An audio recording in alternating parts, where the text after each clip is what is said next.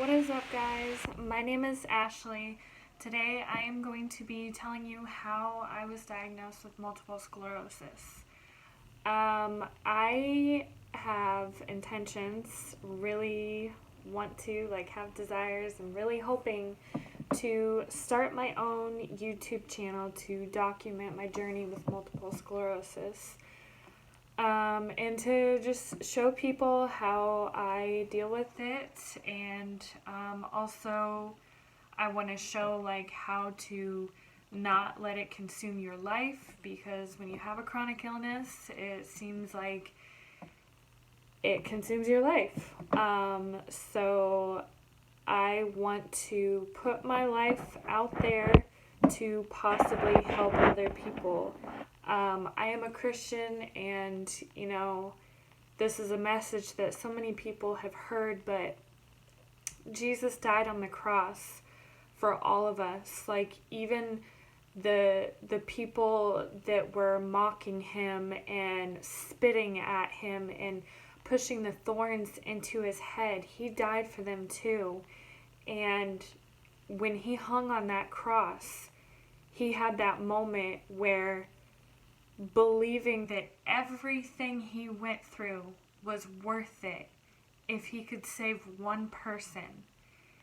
And we are told as Christians to take up our cross, carry it, and to follow Jesus Christ. And so the way that I live my life and the way that I strive to live is, I've gone through so many things in life, which I'm not going to tell my full-on life story in this video, but people that are really close to me, they know some of the stories, some of the things that I've been through, and just even what I've been through with MS, all the things that I've been through.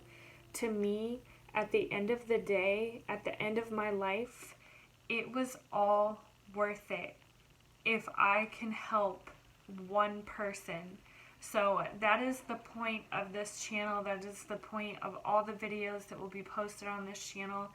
I have the intentions to do this, and I really hope that my lifestyle and how I feel, my health and stuff like that, will allow me to achieve this. I'm going to try really hard to be consistent in everything. The name of my channel is Becoming Ashnick. It is about becoming the version of myself that I want to be.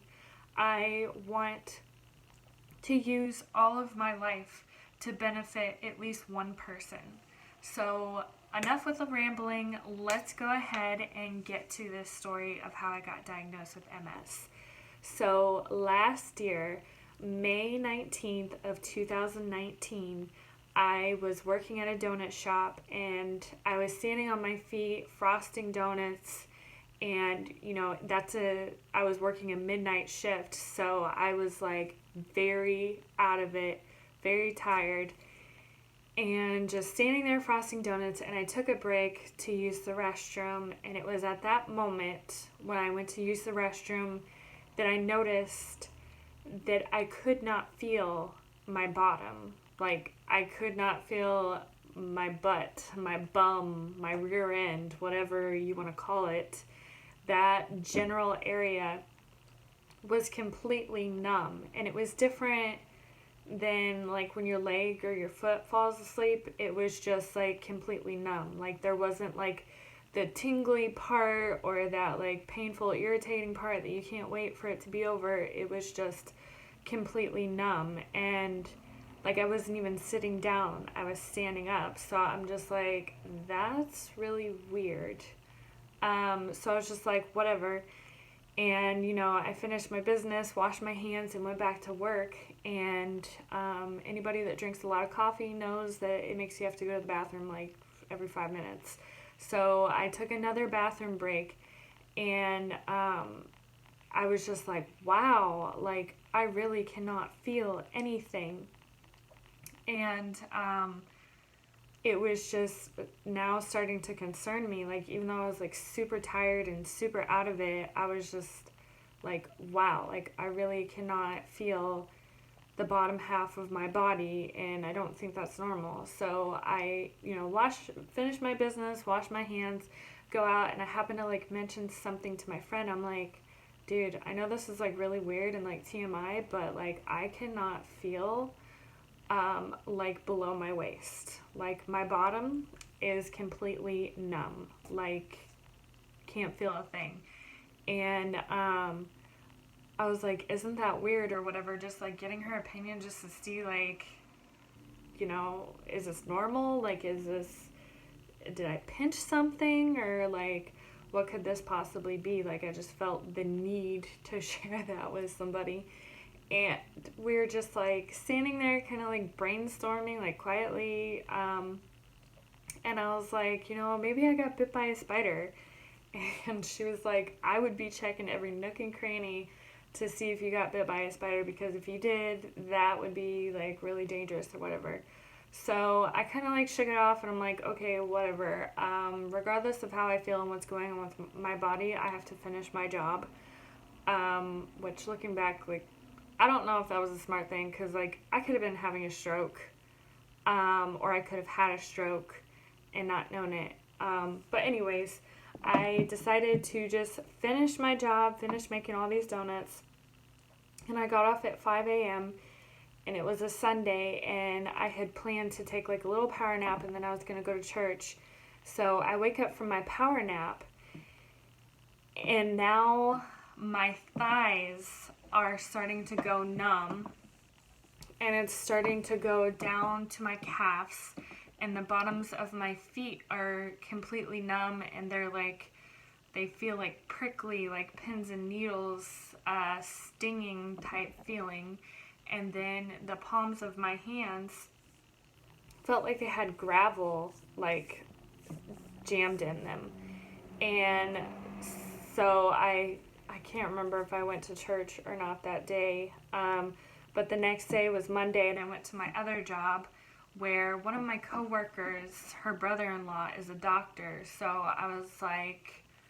I told her what was going on, and I told her, I had just had a migraine. Like, is it possible that this is like some weird symptom that can come with migraines? And she was like, no, you need to, go to the ER or call your doctor. So I call the doctor, they get me in right away, and I saw a nurse practitioner, and she was like, there is this nerve that is on your lower lumbar, and it can be pinched by like a slipped disc.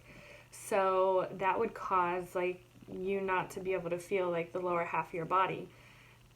So let's go ahead and we'll do an MRI and take a look at what's going on there. And I was like, okay, would that make my hands go numb too? Or my hands feel like they have gravel in them? And she was like, oh no, that would be something completely different. And I'm just like, so why are we looking at this? And she was like, it just gives us a good place to start out. And I'm just like, okay, like I'm not a doctor, I'm not a nurse, I didn't go to school, so I'm just going to trust this lady and do what she says. So we go and do the MRI of my lower lumbar, and then I get a call saying that the results came back and they found like very mild arthritis on my spine, and they wrote me a prescription for naproxen for the pain, and that I could pick it up at my local pharmacy. And I was like, the pain? Like, what pain? I didn't, come to the doctor because I was in pain. I came to the doctor because I can't feel the lower half of my body, and I really don't see how taking naproxen is going to return the pain. I've never heard of anybody having mild arthritis that causes half of their body to go completely numb. And so she was like, well, I would at least try it and see if it works. And I'm just like, you gotta be kidding me. So I hung up the phone and I called back, and I demanded to have an appointment with an actual doctor instead of a nurse practitioner, because I wanted a second opinion. And they got me in right away. I talked to the doctor, and I had remembered, I don't know how you forget something like this, but I remembered, my mother has multiple sclerosis, and it causes parts of her body to go numb. And so I added that tidbit in there, which I had told the nurse practitioner that, like, I had called in later and been like, oh, hey, I forgot to tell you, my mom has MS. And they're like, okay, well, we're still going to continue with this test because if there were any lesions, we would see it in this MRI, which if you're just getting diagnosed with multiple sclerosis, the chances of a lesion being all the way down on the lowest part of your spinal cord is like very, very low. Like usually it starts on your optic nerve, your brain, or the top of your spinal cord. So anyways, I talked to this doctor and I, tell him all the symptoms, everything that I'm going through. And at the end, I'm like, and my mom has MS. And he was like, he nodded his head and he was like, that was the first thing that I was thinking about as you started describing your symptoms. And I was like, oh, great. Like, I was hoping you wouldn't agree with me. I was hoping that he wouldn't think it was that. And so he was like, have you recently had any problems with your vision? And at this point, I lost it because a month, literally 30 days before, April 19th, I was sitting in my optometrist's office because my eyesight was messed up. Like, it felt like I was going cross-eyed. This eye was not cooperating with the other eye. So it was like anytime I tried to look in this direction, my eyes would not go in the same area. And it was just the weirdest thing. It was really hard to pinpoint. Sorry if you see my thumb. That is a granuloma and it's got silver nitrate all over it. I promise it's nothing as gross as what it probably looks like. But anyways, we'll just keep my hand down because it does look kind of gross. I promise it's clean though. And hopefully healing.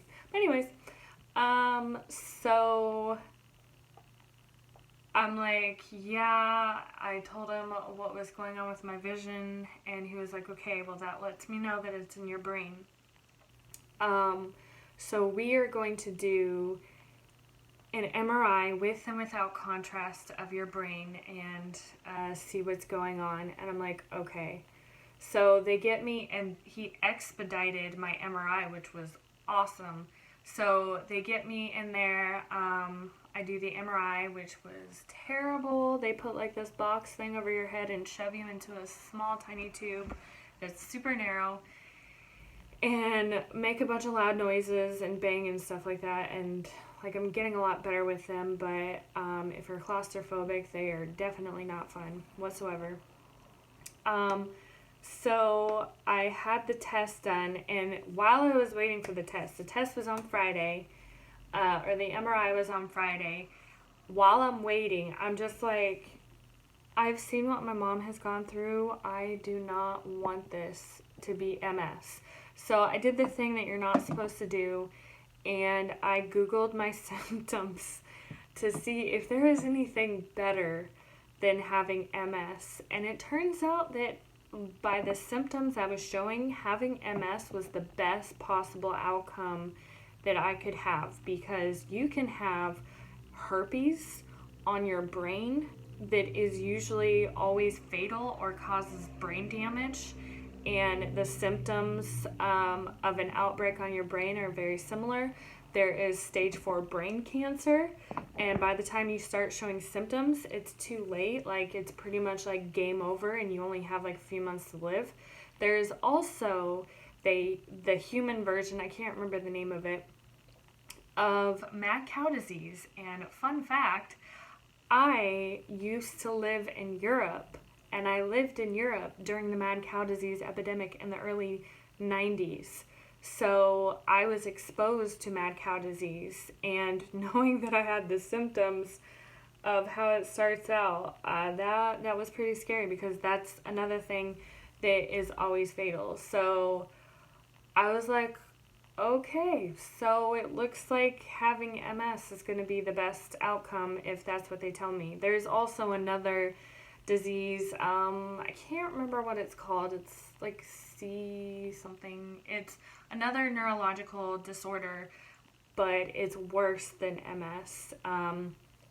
It is a lot more progressive and faster, and it's just no bueno. So on Monday, I start the first day of my new job. I get the phone call from my doctor's office saying the MRI results came back and that they were